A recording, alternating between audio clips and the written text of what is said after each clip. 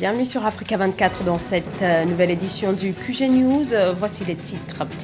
Dernière ligne droite pour la campagne électorale en vue des élections législatives de samedi prochain en Côte d'Ivoire. Plus de 1500 candidats sont en lice.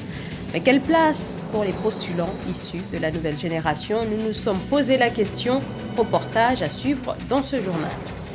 Un nouveau système informatique intégré pour la douane tunisienne, annonce du ministère de l'économie et des finances, qui entend améliorer la qualité des services et faciliter les différentes procédures au sein des départements de la douane. Et un peu de légèreté en fin de journal avec ces humoristes qui nous font rire sur les réseaux sociaux, des artistes de plus en plus actifs, à l'instar du Sénégalais Mamadou Ndiaye, vous le verrez. Mais tout d'abord, Ousmane Sonko, devant le juge d'instruction ce mercredi au Sénégal, l'opposant a dit répondre positivement à la convocation du bureau du juge d'instruction, même s'il affirme ne pas faire confiance à la justice. Ousmane Sonko est visé par une plainte pour viol par une employée d'un salon de massage de Dakar. Le président du PASTEF dénonce un complot politique et accuse directement le chef de l'État Macky Sall. En Côte d'Ivoire, la campagne électorale se poursuit. Les électeurs sont appelés aux urnes le 6 mars pour renouveler leurs 255 députés. Plus de 1500 candidats sont en lice. Parmi eux figurent des candidats issus de la nouvelle génération. Tous tentent de gommer ce fossé générationnel que l'on observe dans ce pays entre la classe politique actuelle et la population. Reportage de notre correspondant Oliva Diakotan. Ils ont entre 30 et 40 ans, ces jeunes Ivoiriens qui rêvent d'un renouvellement de la classe politique à l'issue des législatives du 6 mars 2021 en Côte d'Ivoire. Titulaires comme suppléants, ils sont plusieurs centaines à descendre dans l'arène politique pour bousculer leurs aînés. C'est le cas de Lazare Bogou et de Lori Joël Nyonka. Ils conduisent dans ce sens une liste indépendante dans la commune de Daloa. Chaque génération a véritablement son temps. Je pense que c'est le nôtre maintenant. Le plus jeune candidat, il a 35 ans. C'est l'occasion aussi de demander à mes frères, aux jeunes frères qui sont moins âgés que nous, de s'impliquer vraiment dans la vie politique. Parce que c'est la politique qui fait changer les choses. Nous devons faire notre temps pour que nos petits frères qui sont derrière nous puissent aussi venir faire leur temps. Mais si nos parents sont encore dans notre temps, à quel moment nous allons nous affirmer? Alors on peut dire que cette élection va sonner la retraite de certains de nos aînés. Taxé de parti conservateur avec un fort penchant pour la classe vieillissante, le PDCI et le RHDP ont réussi l'exploit dans certaines circonscriptions d'aligner des jeunes sur leur liste. C'est le cas d'Augustin Dia Oufoué, petit-fils du président Oufoué, et Nuho Bakayoko, qui défendront les couleurs de leurs différents partis à Yopougon, plus grande circonscription électorale du pays. Ça montre clairement que le changement générationnel, il n'est pas dans la bouche au PDCI, il est dans les actes. Et dans ces actes-là, c'est ma candidature ici à Yopougon. Nous, jeunes Ivoiriens, devons pouvoir prendre toute notre place dans l'arène politique. C'est vrai que nous ne disons pas aux aînés de s'en aller, mais il est important pour nous d'apprendre à leur côté, et puis au fur et à mesure qu'on puisse nous donner toutes nos responsabilités pour pouvoir gérer. En rappel, 255 députés seront élus dans le cadre des législatives de 2021 et formeront la 13e législature du pays depuis 1959.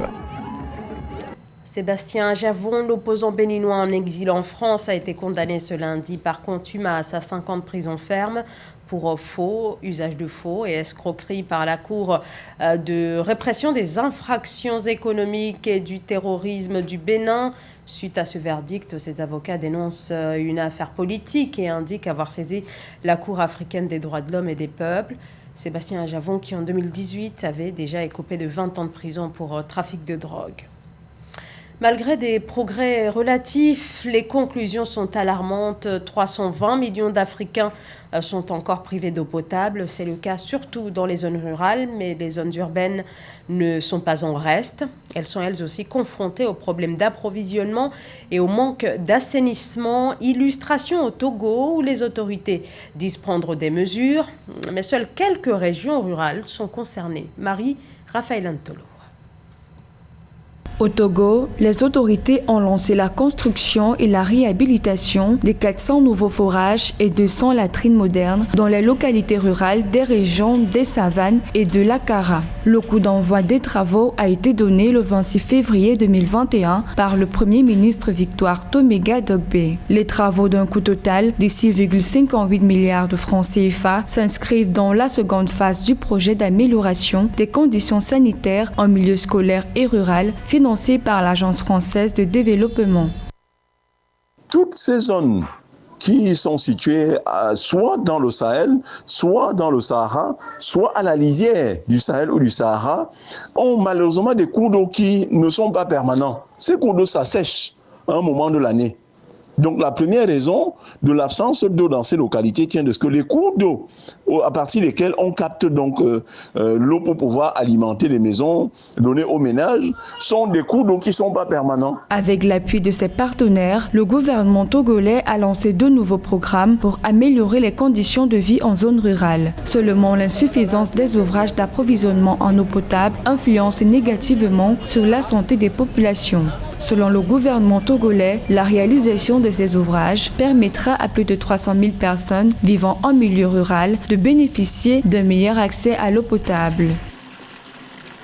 Plus d'absence d'eau maintenant expose les populations aux maladies hydriques que l'on connaît. Ça s'appelait généralement les maladies du péril fécal, la diarrhée, l'onchocercose. Il faut donc forcément de l'eau potable et à profusion pour pouvoir limiter la propension au sein de la population de la région des Savanes et de l'Akara. Pour l'exécutif, l'objectif ici est de faire passer le taux de couverture à l'eau potable en milieu rural de 70% à 85% dans l'Akara et de 67% à 72% dans les savanes. Pour rappel, l'accès à l'eau au Togo a connu un coup d'accélérateur au cours des dernières années, passant de 25% en 2005 à près de 70% en 2019 avec la construction et la réhabilitation de près de 8000 forages. La douane tunisienne devrait prochainement disposer d'un nouveau système informatique intégré. Le système actuel comporte plusieurs défauts qui ralentissent alors tout le secteur avec le nouveau dispositif. L'objectif est d'automatiser notamment toutes les procédures douanières et réduire aussi les délais de traitement des demandes et des déclarations. Marie-Raphaël Antolo. En Tunisie, le ministre de l'Économie, des Finances et de l'Appui à l'investissement, Ali Kouli, a annoncé le 27 février 2021 que la douane tunisienne sera bientôt dotée d'un nouveau système informatique intégré. D'après le ministre Ali Kouli, ce nouveau système d'information vise à automatiser toutes les procédures douanières, à réduire les délais de traitement des demandes et des déclarations douanières, à assurer le suivi de toutes les opérations douanières et à établir les statistiques et les données relatives aux recettes douanières d'une manière instantanée. Ce qui est en train de se passer en Tunisie s'inscrit dans la vague de mise à niveau, de renouvellement de toutes les plateformes informatiques chargées de gérer toutes les opérations du commerce extérieur. Alors, quand un tel système est défaillant, vous voyez très bien que en matière d'exportation, vous avez une franchise de 11 jours et en matière d'importation, une franchise de 7 jours et en matière d'exportation, une franchise de 11 jours. Ça veut dire quoi en termes simples? C'est-à-dire que lorsque vos marchandises arrivent ici, si vous ne les avez pas dédouanées au bout de 11 jours maintenant, l'armateur, celui qui vous a donné la possibilité de transporter votre marchandise, va demander que vous payiez ce qu'on appelle les surestaries, c'est-à-dire le surcoût, parce qu'il va stationner là à attendre que vous puissiez dédouaner votre marchandise. La douane tunisienne alimente le budget de l'État tunisien en moyenne avec 25% de l'ensemble des recettes fiscales. Bien que la Tunisie ait libéralisé son régime d'importation dans le cadre de ses négociations avec l'Organisation mondiale du commerce, environ 3% des marchandises nécessite toujours une licence d'importation délivrée 12 mois après la demande. Ce qui est en train de se passer en Tunisie aujourd'hui ira dans le sens de fiabiliser ce nouveau système d'information mis en place qui va répondre dans les délais à toutes les requêtes d'information qu'on va lui envoyer, qui dans les délais également, des délais très rapides, va facilement restituer des rapports qu'on aurait aimé avoir par exemple sur le commerce intérieur, sur le commerce du pays avec tel pays, sur le commerce de la Tunisie avec telle sous-région, de sorte que il ne serait plus possible d'imputer à un opérateur de quelconque frais inutile du... Notons que ce nouveau système d'information intégré de la douane est financé par un prêt de la Banque mondiale dans le cadre du 3e programme de développement des exportations. Le contrat de financement relatif à l'acquisition, à l'installation et à la mise en exploitation de ce nouveau système a quant à lui été signé le 26 février 2021. Par ailleurs, les autorités précisent que ce nouveau système répond aux standards internationaux relatifs au commerce extérieur et aux normes technologiques internationales. La précarité des services de santé, les infrastructures insuffisantes, le manque de sites de quarantaine en normes, de lits aussi, de réanimation et d'oxygène exposent les malades du Covid-19 à une mort quasi inévitable. Une situation malheureusement observable au Somaliland qui, totalement dépassé par la situation, reçoit l'aide de l'Organisation mondiale de la santé. Gladys Mwamba. C'est une bouffée d'oxygène pour le Somaliland. Le système de santé de ce territoire autoproclamé indépendant en 1991 a récemment bénéficié de l'envoi de matériel médical de la part de l'Organisation mondiale de la santé et de ses partenaires. Un programme qui a permis en février 2021 la distribution de plus de 30 000 concentrateurs d'oxygène et 40 000 oxymètres de pouls à 121 pays, dont le Somaliland fait partie. L'une des interventions de l'OMS, c'est de soutenir le Somaliland avec beaucoup de matériel. Et l'un des principaux équipements sont ces concentrateurs d'oxygène. Déjà limité depuis des années, l'approvisionnement des centres de santé en fourniture d'oxygène s'est exacerbé par la pandémie de Covid-19. À l'hôpital général de Hargeisa du Somaliland, les concentrateurs d'oxygène fournis par l'OMS font la différence.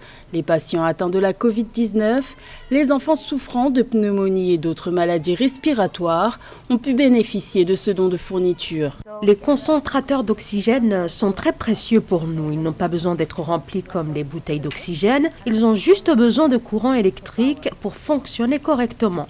Le Somaliland, État de 3,5 millions d'habitants, n'a pas échappé à la pandémie de Covid-19. Au 15 décembre 2020, plus de 1200 cas de Covid-19 et 42 décès étaient recensés.